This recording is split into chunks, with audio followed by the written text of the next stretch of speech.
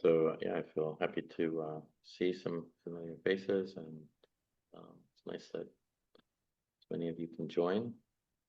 Um, we also have our American, Canadian, and Peruvian group here.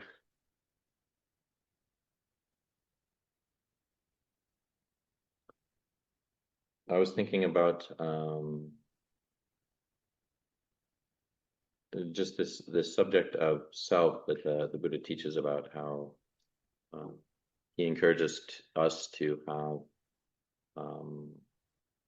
an understanding of how we create this sense of identity and personality and self, and to foster a sense of understanding about that being a delusion, that being something that we are essentially concocting, and that we are bringing into being. And it's important, one thing to note, that the Buddha didn't teach what people will sometimes say is no self. So there can be a subtle difference between that, not self and no self. So no self would be more of a sense of annihilation, of nothingness. There's nothing there. Not self is more so when we point to something that we are thinking is who or what we are, and we say that's not it. So that difference between no and not is that the not is acknowledging that there is actually something there, right? There is a sense of like who I am, what I am, how I think, what I do. But when we take that to be permanent, that thing that is there, that is present for us, it doesn't actually have that sense of permanence to it. It's changing, it's moving. So the difference between how sometimes people believe in or have a sense of what the Buddha was teaching in terms of there's just nothing there. There's where it's just a delusion. We don't almost really exist. Is what the sense of that can bring up. No, it's like how many of you have heard the analogy of an onion. You know, you take away peels of an onion, you don't have anything that's like really there as an essence. But it's more that the fact that these things, the peels are still there, the layers are still there, but it's not actually that it's like we can't find an essence. It's just like, well, that's all there is. All there is are these sort of layers, and the layers are always changing. We can think of these layers as not being substantial. So what's kind of the hardest characteristic from my sense of how the Buddha teaches of dukkha, anicca, so that's that sense of suffering, or that things are changing, or anatta, is this sense of self, because it's very elusive. And one of the reasons it's also very difficult is that we cling to it and we habituate to it to the degree that we can have a very hard time seeing clearly into how we're clinging to a sense of identity and how I think about things, and my personal belief and my existence of this and that. So for many of us, this can kind of bring up kind of a sense of like, well, how do we practice with this then? Because one of the things that the Buddha taught is that you can't find this sense of self. You can't actually locate it anywhere. And if you think there's ever a time that you can point at it and say, there it is, that's my sense, that is the sense of, but that's myself. There it is, I found the self, and now I can take it out. It's more like it's the word I was actually using was a sense of it. We can have a sense of it, but we can't see it. We can't see it as an individuated thing, because it is exactly not that. It's not something that is cohesive. It's just layers. And the hard thing about it is that continuously throughout our day, throughout an hour, throughout even a minute, we are constructing it. We are kind of building it up and trying to make it permanent. So if somebody asks us if we're hungry, the response might be, I don't know, but it's not usually that. It's like, I am not hungry, actually. No, I'm quite full right now. I don't really need to eat. I know how I'm feeling. Um, but when we refer to that sense of I, then it kind of says, well, where, how do you know that? And how is that for you? And so, well, it's just a feeling I have. So we can, in certain ways, have a sense of our bodies and not attribute a sense of I to it. But when we get into something even more complex, like what is my political belief? What are the ideas that I think are important to me? Or, all of a sudden this sense really arises out of us about like, well, I do have an opinion about that, and let me tell you about it. So when we feel that, then that is the opportunity we have in that moment, is to stop ourselves and say, okay, what is that that's going on right there, when this real sense of who I am or what I am is arising. And what usually comes up is we feel something very strongly about it. We feel a sense of tension, clinging, and um, and we can hold on to these things very strongly, who and what I am. Like, for example, when we were chanting, Vivian kindly put up the chanting for us to see. And so I'm reading along very comfortably because that's nice. And then I say to myself, I don't need to read this. I've been doing this for 20 years. And I say, I'm going to stop reading now. And then I start reading some other line, the beginning of the chanting. And then that's what comes up. That's what comes up, is this sense of like, what?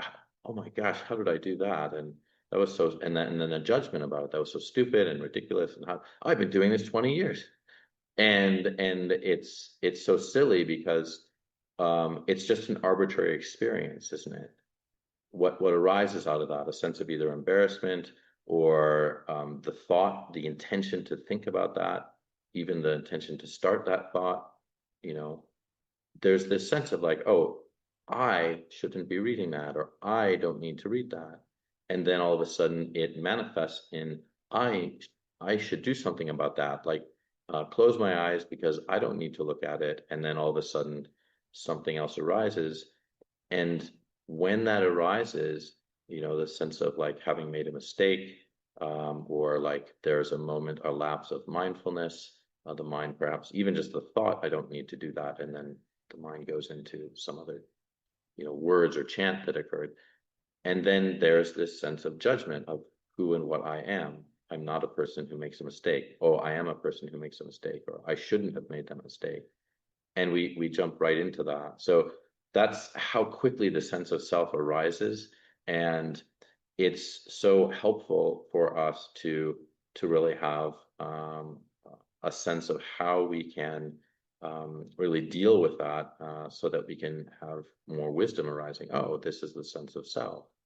This is nothing to really um, add to or to ascribe any kind of importance to, except for the fact that it is occurring. And we can say, this is something that happens. I can have a sense of how it started, how this like um, worry about me and mine and who I am and what I am, what I should or shouldn't be doing occurs, and how quickly that occurs, how automatic it is for us.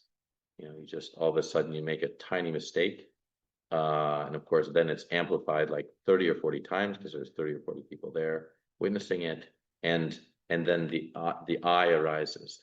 Like before that, maybe it was, like an ethereal sense of just chanting together as one voice with 20, 30 other people. And then, no, me, the importance of me and how I look or how I am or how I think about myself comes up. And the thing that's there is that we usually get arrested by that feeling. We get a sense of fear, and this sense we have of being an identity, a person, actually gets much stronger for us in that moment.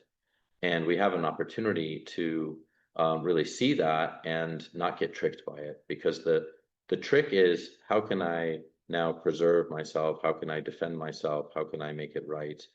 Um, and the dropping away of that is when we see like, oh, this is interesting, this has just come up out of something so innocuous and ridiculous that it doesn't really matter, and yet there's some importance ascribed to it.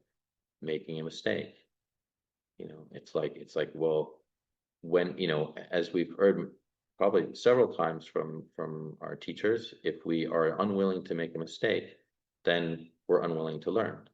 That's how human beings learn, is they make a mistake and say, oh, okay, maybe next time I can see how I do this, rather than, oh, I'm going to make sure that never happens again so I don't feel embarrassed.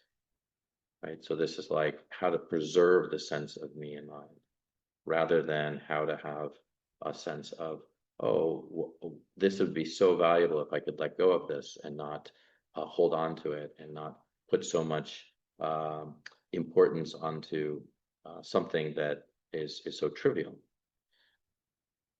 But what arises usually when we have these things happen is that the strength of it really causes us to cling to it so much, and we have a hard time letting go.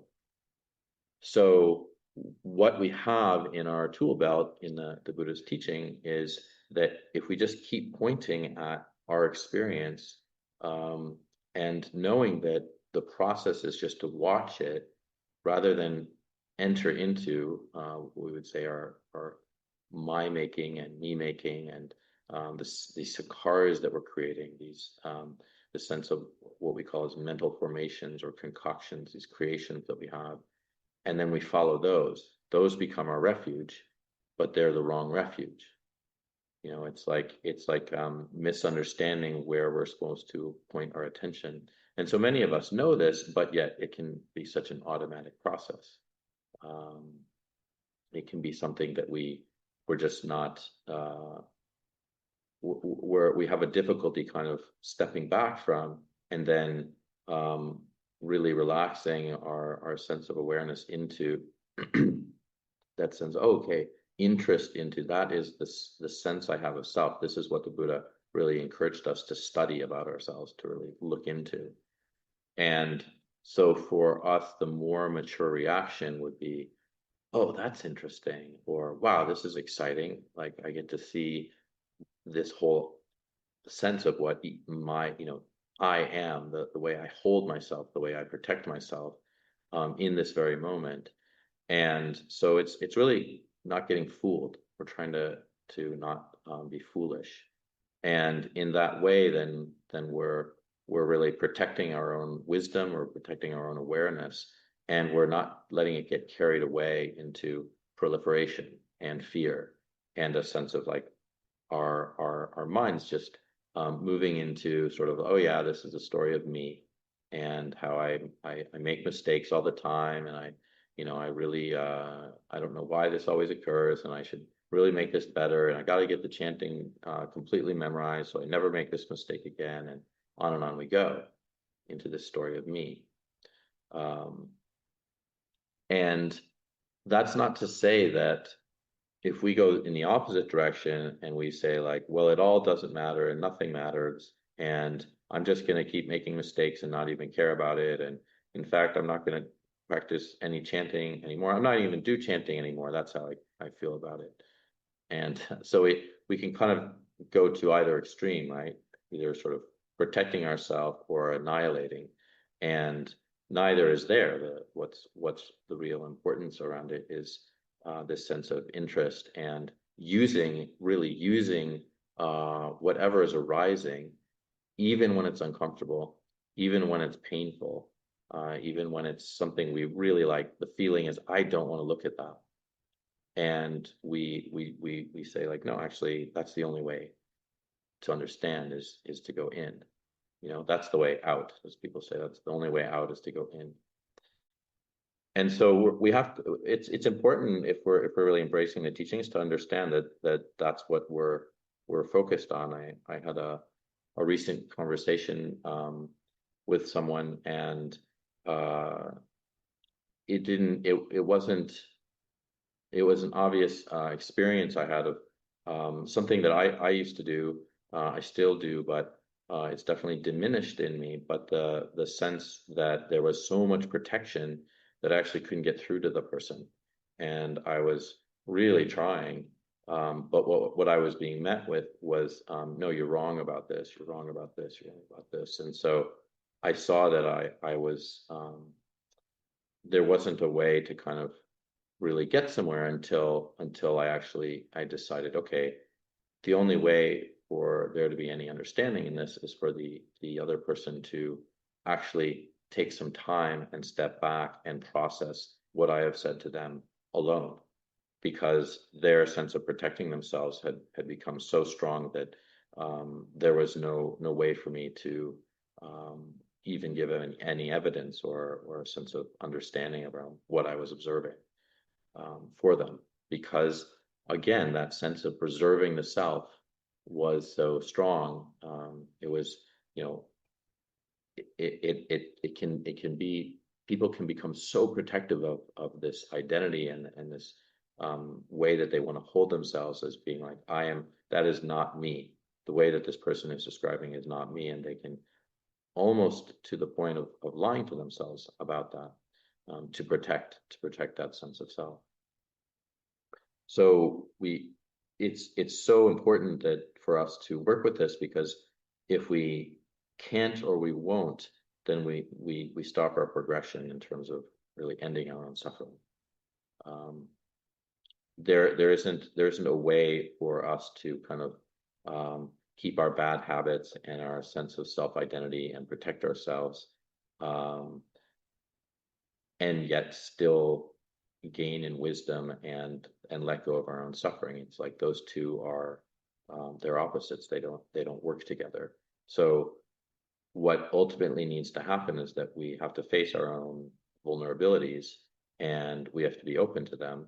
And when we do that, then we actually become stronger.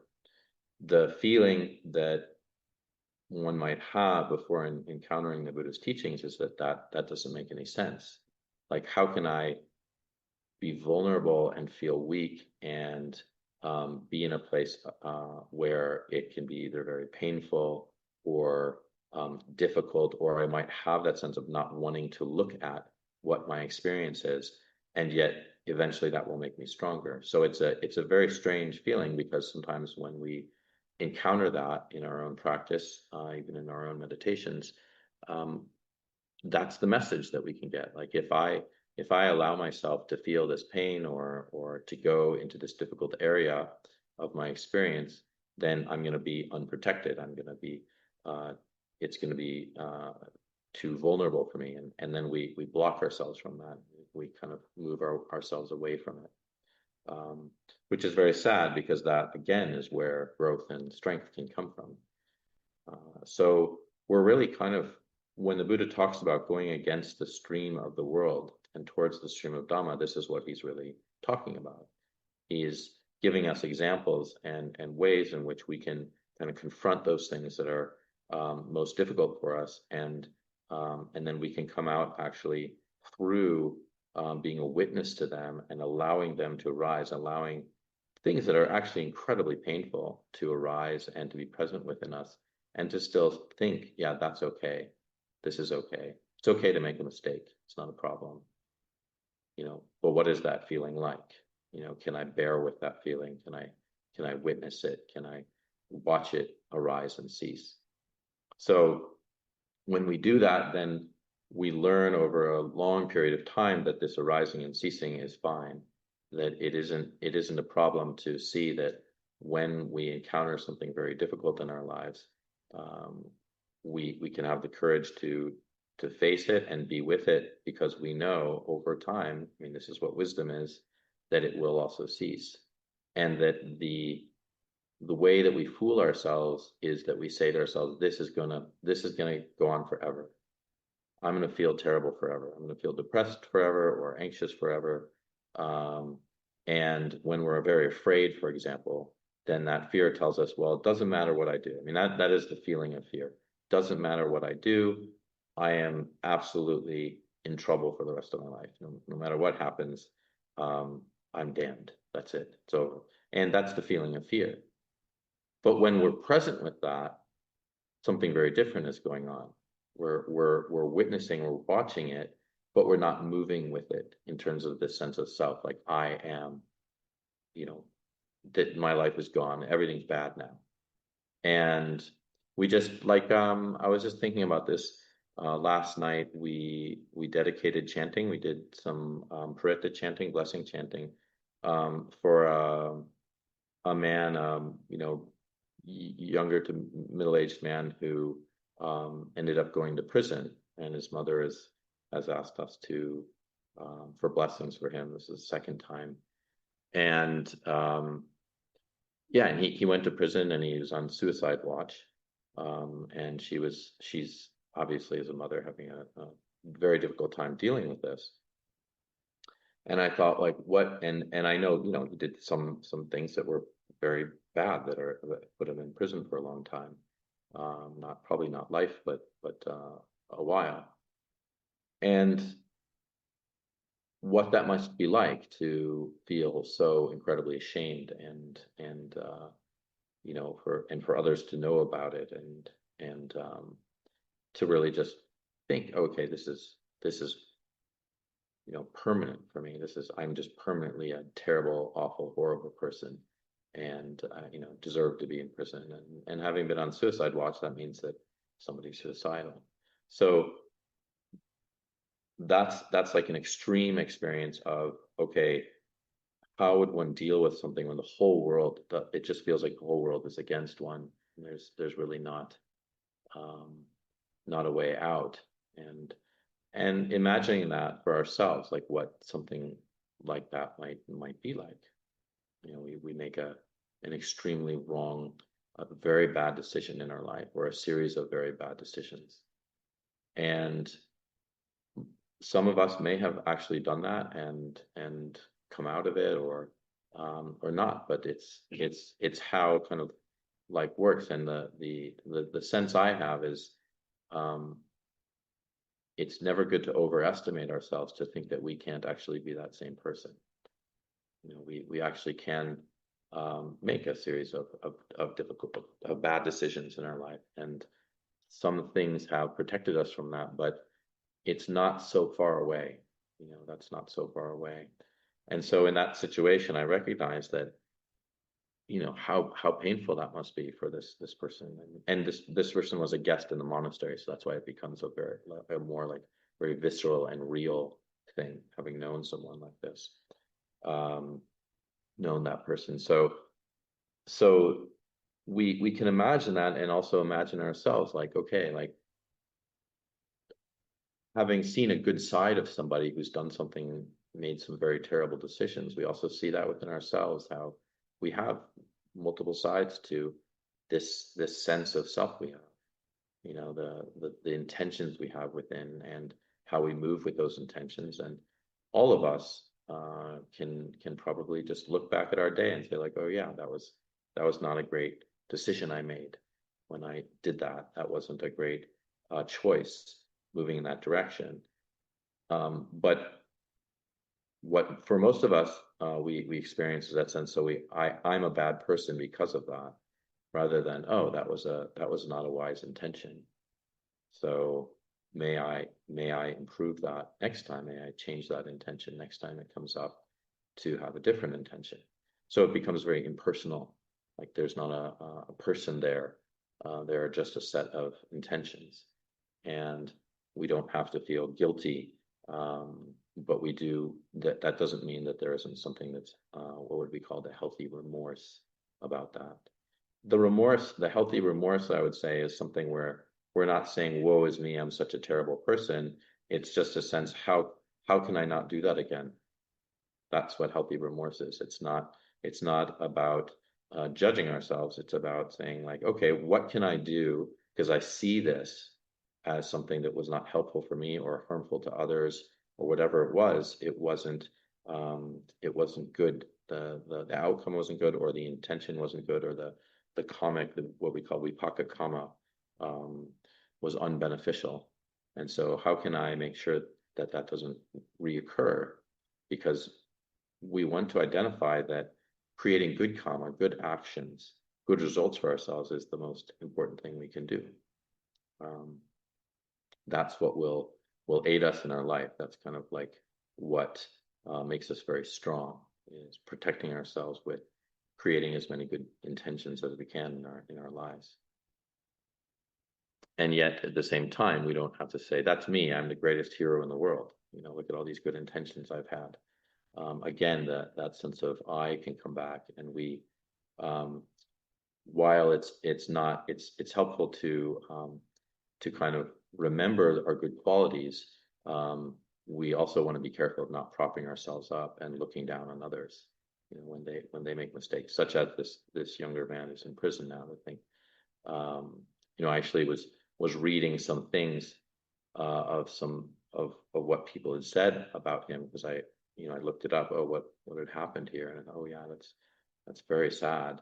But the reactions were very sad, because it was just, they were terrible what people say in the world. I mean, just like absolute non-recognition that this is a human being. So once a crime has been committed, then they lose their human being status. And people were saying, oh, you should just shoot this person, or take them out back and shoot them, or these kind of people all look the same, and da da da. And I just felt so sad reading that, because I said, oh, I actually met this person, spent some time with this person. And so while we can say that our karmic background is the sum of what we are, it's not our own, it's not our potential, it's not like everything about us, because it's changing all the time. So we have the ability to change. We always have the ability to move in a different direction, and have that different direction aid us if we have the possibility of actually working with that. So it's very helpful just to, even though this idea of not self tends to be elusive, it's incredibly helpful to have a sense of it, to have a care for it, how it's arising, how we're creating that. And a lot of times it's just as simple as saying, oh, that's really interesting. We have a reaction, and instead of kind of moving with it and then completing the arc of like, this is who and what I am, and I'm just going to do what I am and do how I think, and just kind of enact it. We can catch ourselves even in mid-sentence, say, whoa, okay, wow, there it is. That's me. That's clinging to me and mine, who and what I am. And we can tell someone, we're talking to, like, oh, you know what? I think I'm getting a little carried away right now, and it's not so skillful what I'm saying. To be really careful with that. And then we can just kind of witness it. One of the forms of this that is most skillful is when we are in conversation with somebody and we are seeing this kind of clinging or defensiveness or whatever it might be that we're guarding ourselves around, or we're feeling this sense of self come up, this sense of identity, and like this, you don't talk to me that way, that kind of feeling that comes up. We can, if we're aware of it, then we can actually move ourselves in a different direction, even in a conversation with someone else. It doesn't have to even be like before we speak. We can kind of say like, oh, okay, I'm not coming from the right place right now. How can I actually come from a place of less clinging to this idea of who and what I am? So yeah, I think there's a lot of ways to try to bring this up for ourselves in our practice. A lot of ways to work with what the Buddha's teaching around not self is. The part of it that is very much entwined when we talk about these three characteristics, they're not like, they're so tied to each other, because we see like, as we cling to self, then we suffer. And the clinging to self comes from the delusion of what we'd say is Nietzsche, or permanence. So you see those three characteristics, they circle around each other. They're not independent of each other.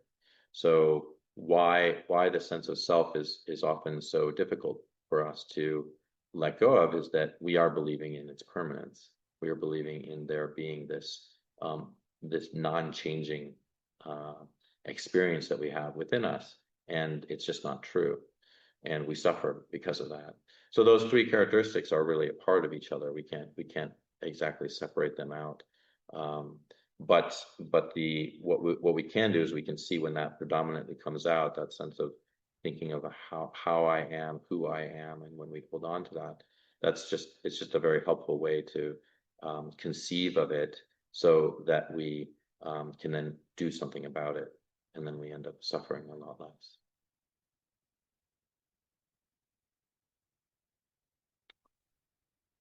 I think that's been a little bit of a while talking now, so that's probably good to end there. So yeah, if there's anything that I've said that's been helpful, please try to keep that in mind. As I was talking about with our meditation, when the bell is rung, we often say, oh, the meditation's over, okay. And then sometimes we just drop it. Like, where did that go? We just had this positive experience, or maybe it was difficult, whatever it was. We're like, okay, now it's time to cook some potatoes. So just with like that, with the Dhamma talk, it's also helpful to, I think the Buddha talks about it as someone who's like holding a precious jewel or gem. And if there was something in there that you found was helpful, then it's also good to not just stand up when the talk's done and the gem falls on the floor and you walk away. So, okay, how can I use that? Even if it was like a version to the whole talk and you were just like, this guy is just full of it, he doesn't know what he's talking about. Then, what's that like for you? How can you use that in your practice so you can take that as your gem as well? Anyway, those are some words of reflection. So thank you for listening.